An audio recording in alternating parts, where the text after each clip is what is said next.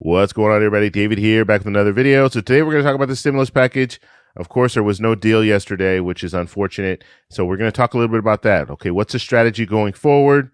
We'll talk about that. We're also going to talk about the positive COVID-19 cases in the White House. Everyone's talking about this right now, so we will talk a little bit about it. But I want to do a separate video on that where I can talk more about the campaign and how this could affect the campaign. However, before we get started, if you could do me a favor, hit that like button. Also, if you're new here, please subscribe to the channel. Hit that little bell notification so you get notified anytime we put out a video. We do daily videos and live streams on the weekends. All right, let's go ahead and get started. So the first thing we're talking about is the vote. So the House voted yesterday 214 to 207 for the revised HEROES Act. Now, with the revised HEROES Act, these are some of the things that were in it. We had $120 billion for the restaurant industry, $225 billion for education, $436 billion for state and local. We had $75 billion for testing and tracing, as well as $15 billion for the U.S. Postal Service. Plus, the airline industry was going to get some funding so they can keep running. And so that's kind of it. And I'm just wanted to give you kind of a ballpark of what we were looking at as far as is the funding. $2.2 trillion was the total. And the House went ahead and moved forward with the vote. Now, initially, they did hold off. They were going to vote on Wednesday. They decided to wait until Thursday to see if they can work out a deal. So they decided, okay, you know what, we're going to go ahead and move forward. We're going to vote on this. Now, I know you're asking yourself, why did they move forward with this vote without the negotiations being agreed upon? As far as the plan was, Nancy Pelosi, Stephen Mnuchin, they were going to work out a deal, and then once they've worked out that deal, then they would present that to the House floor and then vote on that. But we did not see that happen. And Nancy Pelosi said that this vote was to formalize the stimulus package offer. However, I think this was just a way for the members of the House to go back to their districts and say, hey, we voted on two stimulus packages, but the Senate didn't want to go with either one. So I think that was the whole strategy there. And it's pretty unfortunate that they have not made a deal. But you really have to look at where we are now when it comes to the strategy. Now that we're close to this election, we're 1 month out from the election. Nancy Pelosi is every day that goes by, Nancy Pelosi can kind of pull back and say, you know what?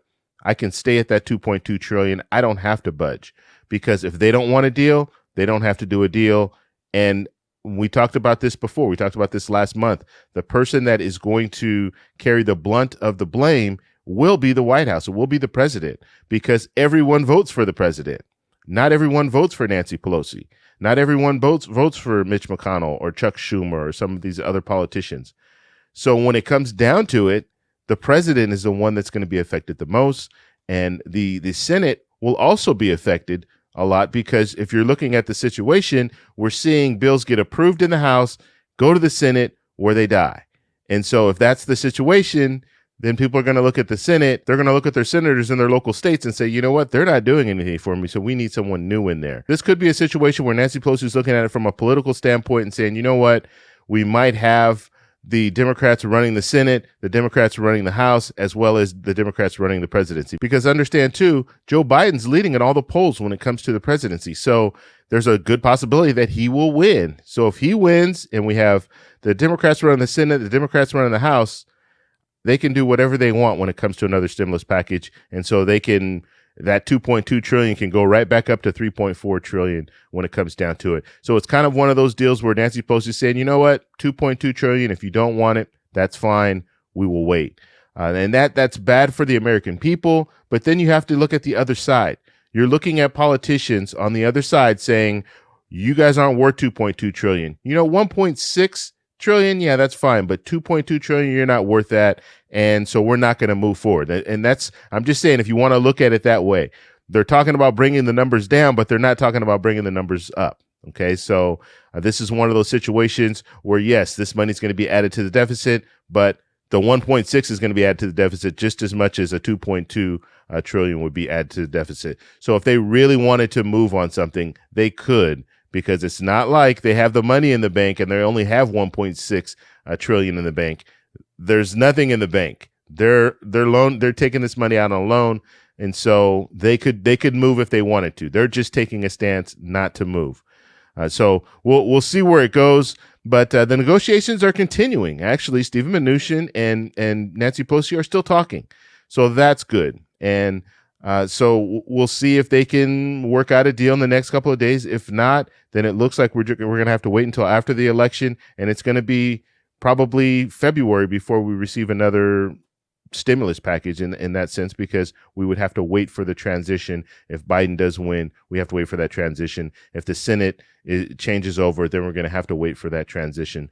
So that's where we'll be when it comes down to it. So the next thing I want to talk about is the positive cases in the White House, the COVID-19 cases. So we heard that President Trump and the First Lady have tested positive for COVID-19. And like I said, I will do a separate video on this because I want to talk of the campaign implications when it comes to this and the presidential race. I think this is really one of those things that it's going to take me a lot of time to talk about it, so I don't want to do it in this video. But we are looking at that situation.